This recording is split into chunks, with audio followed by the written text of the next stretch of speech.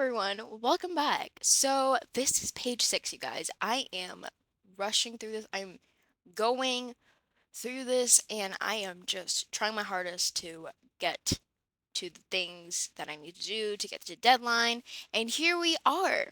So, today, last time we only talked about two entities. I will try to make it short as possible, but I have a feeling like if this place is actually real, then my playlist of manga stories plus backroom entities information would actually be useful.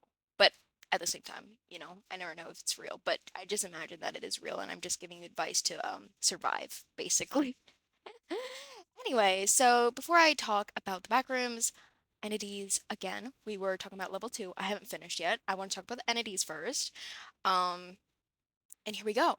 So, in this scene, I'm pretty sure they are looking at different things and signs, and there's this sign that says, "Do you want to play?" or something like that, or like, "Do you want to play a game?" And there are like these three birthday party hats laying on the floor. And I think that this is Yuki. Yeah, this is Yuki pointing at that sign, like, "Wait, what is that? What is that over there?"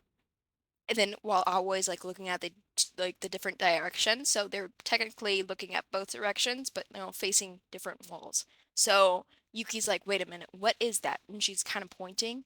Now I know that you think the finger looks a bit weird, but I kind of like that little curve there, and there's a sign there or something. And the sign is actually a warning sign of a clown. So do be careful. And you always like, yeah, that's not a good sign. That's not a good sign that there's that kind of sign there. And so I was like just a bit like worried for a second, just worried. And then again, she sees like party hats. There's the party hats gonna be in the I think the fourth, little square piece. And yeah, the party hats is right there.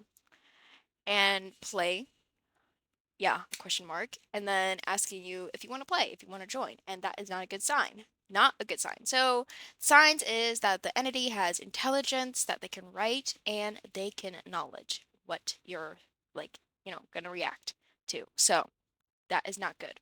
And then always starts bawling her eyes out because she does not want to go through what she just went through again because she is scared. She is scared. Okay, like I said, she is very scared. She's a very scared person.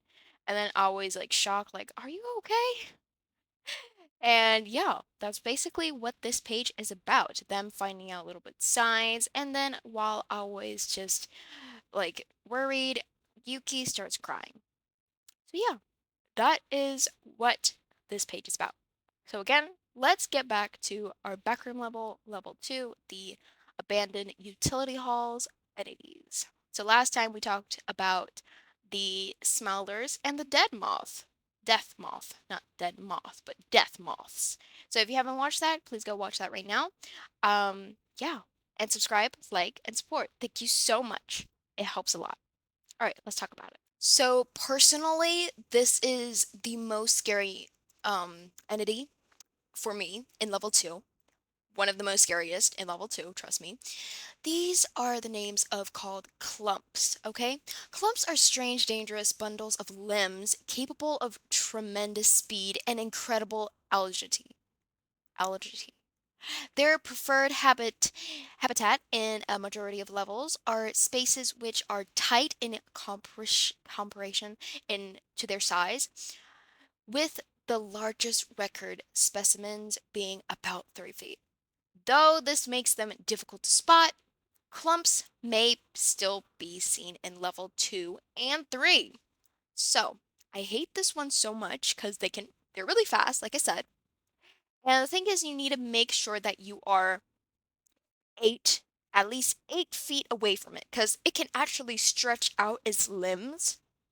Like, even though it looks like, normal limbs, like for us, but it can actually stretch out, okay? At least 20 inches. So it can stretch out. Or 20 feet, 20 inches. I forgot. But, 8 feet. You need to, like, be careful. You have to be 8 feet away from it. Do not be within 8 feet. And here are the do's and don'ts. Stay silent their presence and keep at least 8 feet away. This is what you need to do. Retreat at the sound of multiple people running. Yep, this is what you need to do too. Don't do these things. Go near them at all if one is spotted. Don't. Try to interact with them. At the same time, yeah, don't. Don't do that. Stick around when a clump is moving into one's position. Do not do that, okay? Do not do that. So the clump's behaviors is it's in a constant state of hunger and it loves to search for prey and like they will open their mouth once they caught you and pull you in into their mouths. However, unknown reasons, not many are known to attack right away. So not many of them attack right away, so you might have time to run, basically. So here is what they look like. They are scary, guys. They look absolute terrifying. If I saw this, I would scream a lot. I would really scream because I hate to see this. Literally, I So hate it. the next entity we have is the entity that is called. I don't know if I like this new like this other entity because this one I don't know. I have like mixed feelings about this next one. Um Jerry. I don't know. I have mixed feelings with this because Jerry is actually just a parrot. He's kind of cute, but I don't know what he would do um if you like bother him. So Jerry's a small bird with resemblance of to the Hackpilith macro parrot. Its habitat is mainly level 1, but occasionally spotted in level 2. So this guy is not really spotted in level 2. So just a little bit. This level is home to Jerry's home, known as Jerry's room, where Jerry and his followers are often found. Those who make physical contact with Jerry without taming him are subject to his endocrine abilities. Jerry can be tamed using sunflower seeds or almond water. Otherwise, it is safest to avoid Jerry at all costs. Okay, so he's not the scariest. Okay, so these are the things that you need to do. Stay clear of Jerry if you cannot tame him. Keep a bottle of almond water or packer of sunflower seeds if you intend to tame him. Brace for sudden no clipping if you manage to escape. Don't. Don't approach Jerry without the intention of taming him. Don't speak negatively of Jerry in the presence of his followers. Don't allow yourself to become indoctrinated. I don't know what this means. Let me just search it up. So basically not let Jerry teach you anything basically. Don't become like teached or like learn knowledge through Jerry cuz just don't listen to Jerry whatever he says to you. Okay? Just don't listen to him. But yeah, that's pretty much it. Jerry's pretty cute. You can tame him by almond water, sunflower seeds. And yeah, but if you don't have those things, stay away from him and you can be good and do not talk negatively to him basically. He looks so incredibly cute. He looks so cute in this one. Like he's just literally a parrot. Come on. But at the same time, it's backrooms. Nothing is what it seems, so definitely be careful. By the way, the followers of Jerry is actually a cult, so do be careful if you can encounter them too, because, they're very religious and you need to be careful. So this next entity is called a hound. Now they're very aggressive. They have dog-like natures. Their legs are built for on fours. They are very aggressive, and the thing is, they can be intimidated by direct eye contact. So like, and they will be aggressive if you're in aggressive state. They will be more aggressive. So here are the do's and don'ts. Keep direct eye contact with hounds if one is approaching you. Stay out of sight if you hear growling. So these are things you should do. Don't run away from hounds the second you see one. Attempt to tame them. Do not do these things. Do not attempt to tame them, okay?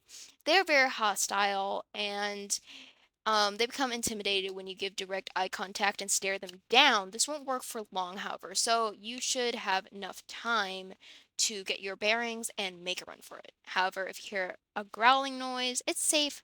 It's safest to stay out of sight of a hound. Trust me. So yeah, it's kind of like a aggressive wolf, dog, anything like that. But yeah, just stay out of sight. So, apologies, but I can't show you what this hound looks like, but you can like search it up on YouTube or something because I am scared to get copyrighted because the Wikipedia, it wasn't a picture, it was more a GIF, a video, and I was scared that was copyrighted, so I didn't download it. Thank you so much. Um, I haven't ended the video yet, but anyway, I'm about to talk about the next entity, and then I think then we have to say goodbye. So the next one is called facelings. Now, these guys can be quite scary. They do not have a face. So there's three different kinds of facelings. There is the one that doesn't really look like a human body. It doesn't have a face, and it has like deformed, but it's kind of shaped like a body, like, but it has deformity. And then there's the shadow facelings, which is literally a shadow and but shaped like a person. And a memory facelings. Now, memory facelings have much of a human form, but a blurred face, which is like literally no face. Now, a faceling can have like a little similarity. Like their face can have this, like it looks a little bit like a human. I'll show you in a bit, but they have a lot of detail and they're not the most scariest because they do act like humans a little bit. And here are the things that you should do and don't do. Here are the things you should do. Treat facelings kindly and respect their boundaries. Do attempt to communicate with them if you are in need. Most facelings are more than glad to offer what assistance they can. Do report any sighting of new faceling. Do not taunt, provoke, or attack these entities. Don't present yourself as a threat when encountering facelings. Do not teach offensive words or terms to any facelings. So, yeah, you just want to be kind to them and you can ask them questions.